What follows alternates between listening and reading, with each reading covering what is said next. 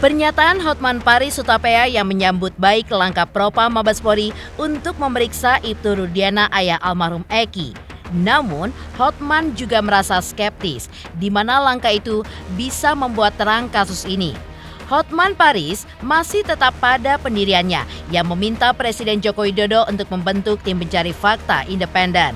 Lantas benarkah menurut Hotman Paris bahwa kasus ini pun tidak bisa diungkap tuntas dengan menggunakan prosedur hukum standar dalam menangani kasus pidana? Seperti apa pula sikap kuasa hukum Peggy Setiawan atas usulan Hotman Paris tersebut? Lantas, mengapa pihak penasihat hukum Kapolri pun juga menilai percuma atas usulan Hotman Paris untuk membentuk tim pencari fakta independen? Lalu apa yang membuat pihak kuasa hukum Peggy Setiawan meminta polisi untuk memeriksa oknum polisi yang mengaku utusan Ibtu Rudiana? Pemirsa, bersama Intens Investigasi, kami hadirkan kabar terkini, terpercaya, dan teraktual. Tetapi sebelumnya, jangan lupa untuk like, subscribe, dan juga share channel YouTube ini.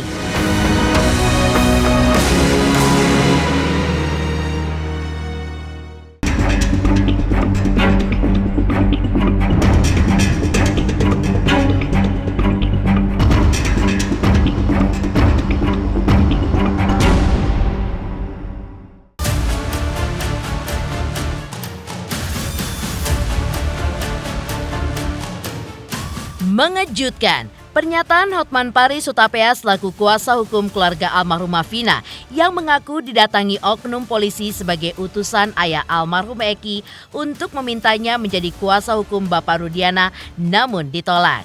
Selain itu, lebih mengejutkan lagi adalah tanggapan Hotman Paris atas kabar telah diperiksanya ayah almarhum Eki oleh Propam Mabes Polri terkait kasus pembunuhan Vina dan Eki. Di mata Hotman, Ibtu Rudiana dinilainya cukup tahu kasus ini sejak awal, namun justru menunjukkan sikap penolakan saat Hotman Paris memintanya untuk bertemu dan berdiskusi. Pasca Ibtu Rudiana diperiksa Propam Mabes Polri, Hotman pun juga mendukung. Namun, ia agaknya skeptis bahwa langkah itu akan membuat terang kasus yang sudah menjadi atensi publik ini. Di sisi lain, pihak kuasa hukum Peggy Setiawan juga berharap agar Ibtu Rudiana selaku ayah almarhum Eki pun juga buka mulut agar kasus ini pun terungkap dengan terang benderang. Bapaknya Eki itu saya sangat kecewa. Begitu kasus ini kita pegang, yang pertama saya hubungi adalah bapaknya Eki, baik melalui Instagram maupun melalui WA. Mari kita ketemu. Ini kan anak bapak yang korban. Mari kita bahas. Tidak ada komentar apapun, tidak ada jawaban apapun. Tiba-tiba 4 hari lalu, saya sudah lewat dari 3 minggu, tiba-tiba ada utusan katanya dari Bareskrim yang mengaku utusan dari bapaknya Eki, meminta kita sebagai kuasa hukumnya. Tapi ada sedikit seolah-olah wacana bahwa bapaknya Eki itu percaya, itu kata dia. Seolah-olah percaya bahwa Peggy yang sekarang itu adalah Peggy pembunuhnya. Jadi seolah-olah kita jadi kuasanya dengan syarat harus setuju bahwa Peggy sekarang ini adalah Peggy pembunuhnya gitu loh. Dan saya total tolak, ya. Saya total tolak karena saya nggak mau disyaratkan begitu. Dan lagi pula udah kecewa kita 3 minggu dia tidak mau hubungi kita. Jadi kita mempertanyakan ada apa dengan bapaknya bapaknya Egi ini? Kenapa? Sebagai seorang polisi, padahal dia dari awal penyidikan ikut mencari para pelaku ini. Yang arahnya kemungkinan besar bapaknya Egi akan menyatakan bahwa itu Peggy, hanya itu target utamanya. Ya makanya saya bilang ada apa? Itu yang saya nggak tahu. Nah, cukup ya. Berarti benang merahnya ada di bapaknya. Antara lain, dia lebih tahu banyak masalah ini. Oke Pak? Cukup ya. Thank you Pak ya. Saya berharap supaya Pak Rudiana itu buka mulut. Beliau harus buka mulut supaya kasus ini bisa terang benderang. Hotman Paris juga masih yakin bahwa kasus Vina Cirebon hingga tahap ini pun sudah tidak bisa sekedar menggunakan prosedur hukum standar dalam menangani kasus pidana. Karena itu, Hotman Paris pun masih meminta Presiden Joko Widodo agar dibentuk tim pencari fakta independen dalam menangani kasus kematian Vina dan Eki. Agar kasus ini pun tidak hanya ditutup setelah Peggy Setiawan dinyatakan bersalah. Karena Hotman melihat sinyal bahwa arah kasus ini pun akan diselesaikan begitu saja dengan menjatuhkan vonis atas Peggy Setiawan. Sementara DPO lainnya diduga tetap fiktif. Kasus Vina sampai hari ini target penyidik itu hanya satu, yaitu Peggy. Jadi kalaupun nanti disidangkan, yang diadili hanya satu, yaitu Peggy. Mungkin bersalah, mungkin tidak bersalah. Kalau Peggy sudah divonis nanti, sepertinya penyidik akan menganggap kasus ini sudah selesai. Karena 2 dari DPO dianggap fiktif. Makanya saya dari tim Hotman 911 mengusulkan kepada Pak Jokowi, ini tidak bisa lagi dengan pro justisia hanya dengan memakai hukum acara pidana. Kalau hukum acara pidana kan 2 alat bukti cukup langsung bersalah. Di perkara tahun 2016, 8 terpidana mengatakan itu bukan fiktif. Kok sekarang mengatakan fiktif? Kasus ini hanya terbongkar secara tuntas kalau benar-benar dibentuk tim pencari fakta oleh Pak Jokowi. Karena Pak Jokowi lah yang punya kewenangan memerintah Kapolri, memerintahkan lembaga permasyarakatan untuk mengeluarkan si orang ini setiap waktu untuk diperiksa. Kalau pengacara mana punya kewenangan untuk memeriksa para terpidana ini, begitu. Tanyakan ke Kapolri. Saya sudah menyampaikan agar kasus itu betul-betul dikawal dan transparan, terbuka semuanya. Tidak ada yang perlu ditutup-tutupi. Kalau ada. Pihak kuasa hukum Peggy Setiawan menyatakan setuju dengan usulan dari Hotman Paris Hutapea agar dibentuk tim pencari fakta independen. Karena memang diperlukannya tim pencari fakta yang bisa membongkar bukti-bukti baru di balik kasus pembunuhan Vina dan Eki. Karena menurut tim kuasa hukum Peggy Setiawan, jika tidak dibentuk tim pencari fakta, maka yang akan menjadi korban justru kliennya Peggy Setiawan yang menurut sejumlah alibi tidaklah bersalah. Lantas, seperti apakah tanggapan Arianto Sutadi sebagai tim penasehat Kapolri di bidang hukum atas permintaan banyak pihak supaya Presiden Joko Widodo membentuk tim pencari fakta untuk kasus kematian Vina dan Eki? Harusnya seperti itu ya, supaya biar terang benderang, biar jelas siapa pelaku sesungguhnya. Jadi buat tim pencari fakta, lalu kemudian kalau sudah ketemu fakta-fakta yang valid, diserahkan ke penyidik, ya baru dilanjutkan pemeriksaannya lagi.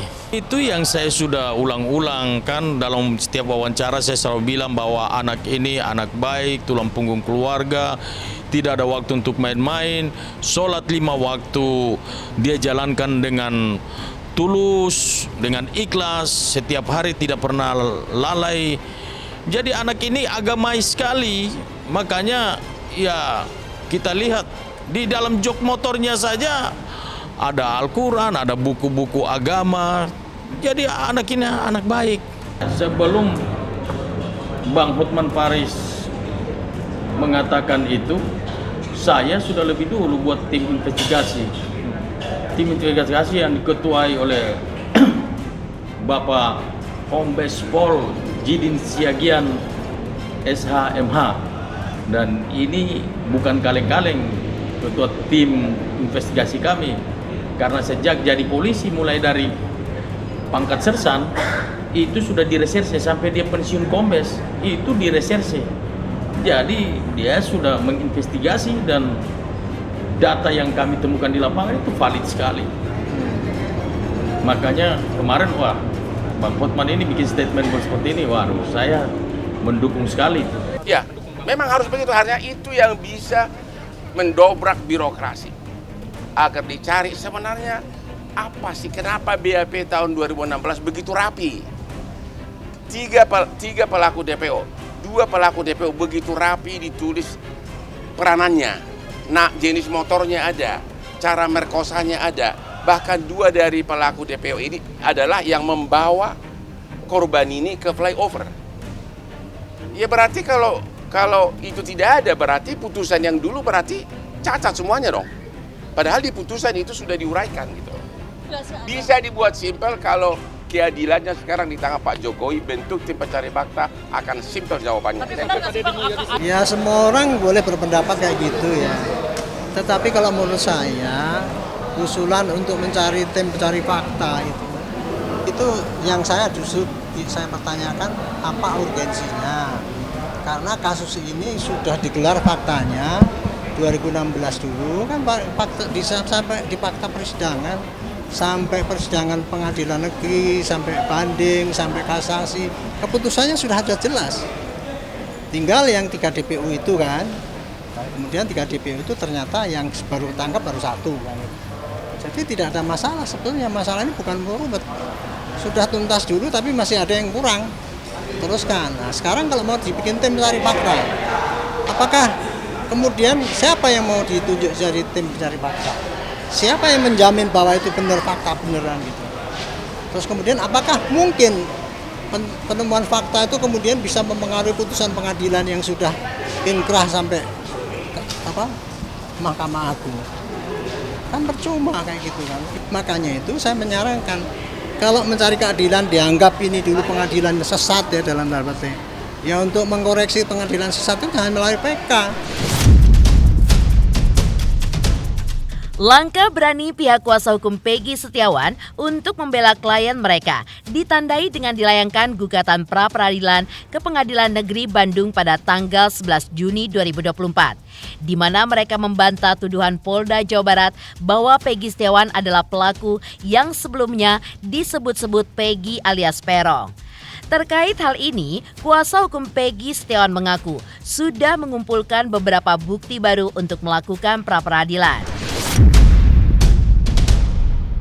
Ya, kemarin itu teman-teman saya sudah pergi mendaftar di pra-peradilan di Pengadilan Negeri Bandung dengan nomor perkara pra-peradilan nomor 10 pidana pra-peradilan 2024 Pengadilan Negeri Bandung. Mungkin bisa dilihat Peggy Setiawan. Nah, ini nomor ya. Oke. Iya, tadi sudah terdaftar di pengadilan.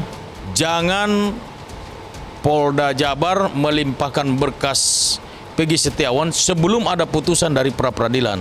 Karena senjata kita ini sudah banyak, Peggy Setiawan itu bukan Peggy alias Peron, bukan pelaku pembunuhan, maka tetaplah kita akan proaktif, akan berjuang ya. Di tiap tahap kita akan berjuang. Makanya sudah kami ajukan permohonan gelar perkara khusus semata-mata biar transparan, biar penyidik menunjukkan alat buktinya apa, 2 alat buktinya kan itu. Kemudian di Prapid juga gugatan Prapid di pra-peradilan sama. Itu penasaran kami kepada penyidik yang belum memberitahu alat buktinya apa sehingga digugat Prapid biar menunjukkan ke persidangan. Kita juga minta supaya seluruh masyarakat Indonesia mengawal ini sampai kepada hakim sekalipun. Kami sudah tadi tim kami ada pergi ke hakim komisi yudisial untuk pada saat pra-peradilan nanti kita meminta supaya komisi yudisial juga kawal ini perkara sehingga tidak ada dusta di antara kita. Hotman Paris masih mempertanyakan gelagat aneh ayah almarhum Eki. Lantas benarkah kuasa hukum Peggy Setiawan juga meminta Kapolri untuk menyelidiki ayah almarhum Eki terkait dugaan untuk menyudutkan Peggy Setiawan? Pemirsa Intens Investigasi, jangan lupa saksikan terus Intens Investigasi. Dan pastikan jangan lupa untuk like, subscribe, share, dan komen. Tim redaksi Intens Investigasi juga mengucapkan banyak terima kasih kepada semua subscribers hingga kanal Intens Investigasi kini sudah mencapai 3 juta subscribers.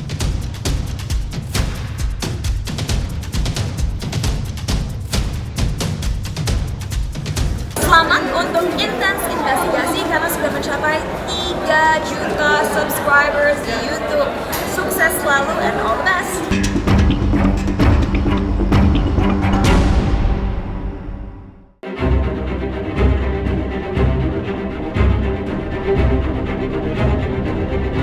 Jalan berliku masih begitu dirasakan oleh berbagai pihak untuk menyingkap tabir kasus pembunuhan Vina dan Eki Cirebon.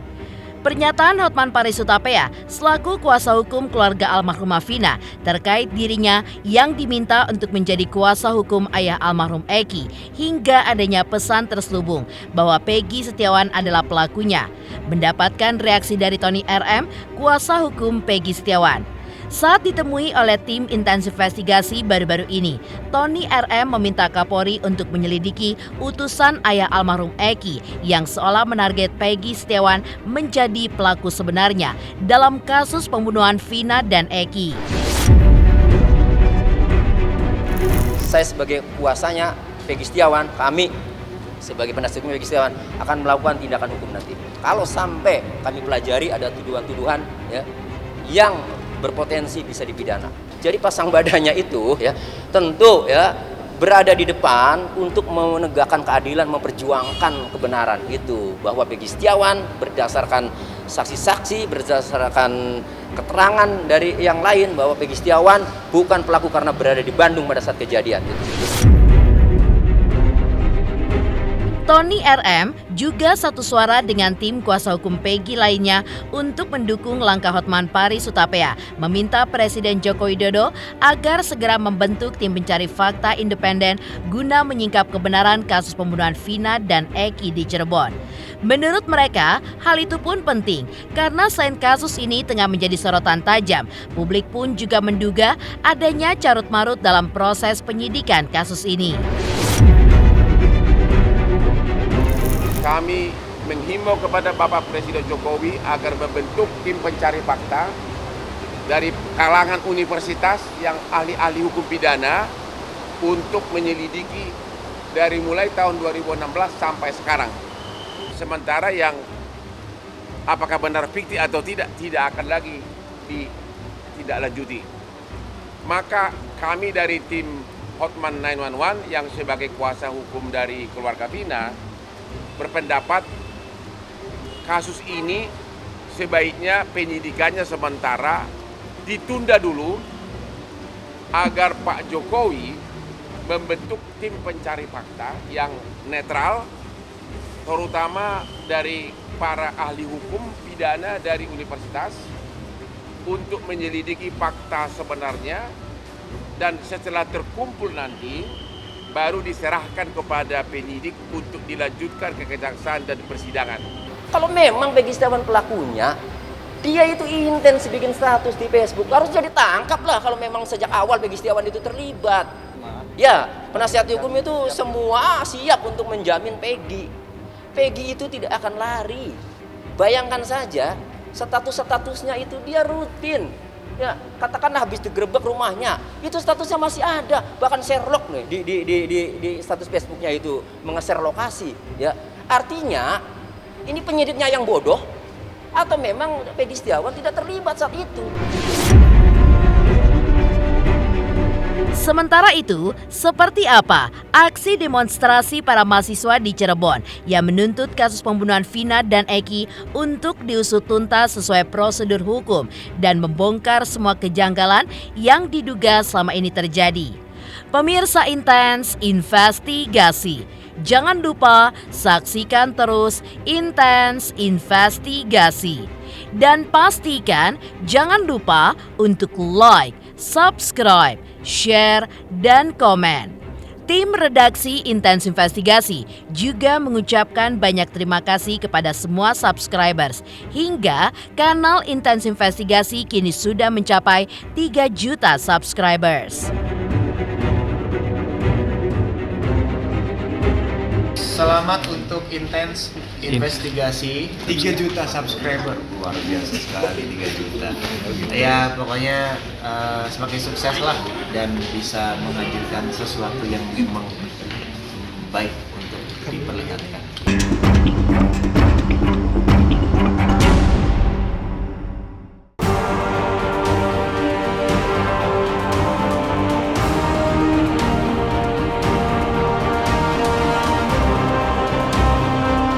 Tuntutan tegas agar kasus pembunuhan Vina dan Eki diusut hingga tuntas juga datang dari mahasiswa di Cirebon. Tuntutan tersebut tertuang dalam petisi demonstrasi yang baru-baru ini mereka gelar di Polres Cirebon, Jawa Barat, agar keluarga korban mendapatkan keadilan dan para pelaku sesungguhnya dijerat hukum seadil-adilnya. Tak hanya itu, para mahasiswa yang tergabung dalam Permahi Cirebon Raya ini pun menyuarakan beberapa tuntutan sambil membawa spanduk dan juga membakar ban. Aksi demonstran pun sempat memanas karena mereka merasa kecewa lantaran gagal bertemu Kapolres Cirebon Kota. Aksi pun mulai terurai ketika pihak perwakilan Kapolres Cirebon Kota akhirnya menemui para mahasiswa. Lantas, apa saja isi tuntutan dari para mahasiswa tersebut?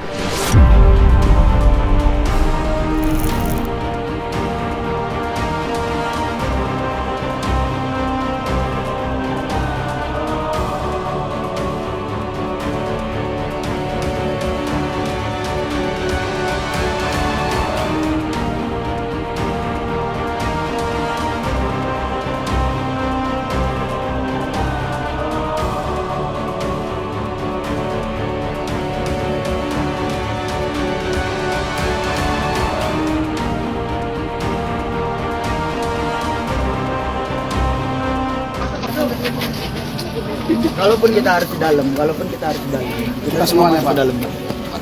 Gak bisa Pak. Kita ingin semuanya terlibat dalam diskusi nanti bersama Kapolres karena kita ingin semua yang hadir di sini tahu apa yang terjadi secara menyeluruh Pak. Maka dari itu kami selaku dari perwakilan Permahi menuntut kepada Kapolres hadir di tengah-tengah kita untuk berdialog bersama. Kalaupun memang tidak bisa, Tidak bisa Pak. Kita maksudnya pada hari ini kita kan belum keadilan dalam rangka kita aksi demonstrasi gitu. Maksudnya betul. Kemarin juga Aliansi Permahi Jawa Barat kan sudah melaksanakan aksi di Polda juga Pak. Dan Bapak Kapolda di sana tidak bisa menemui kami sebagai masa aksi di situ. Dan kita di sini sebagai regional Cirebon mau dari Pak Kapolres dari Cirebon Kota ini hadir di tengah-tengah kita. Seenggaknya kita berdialog.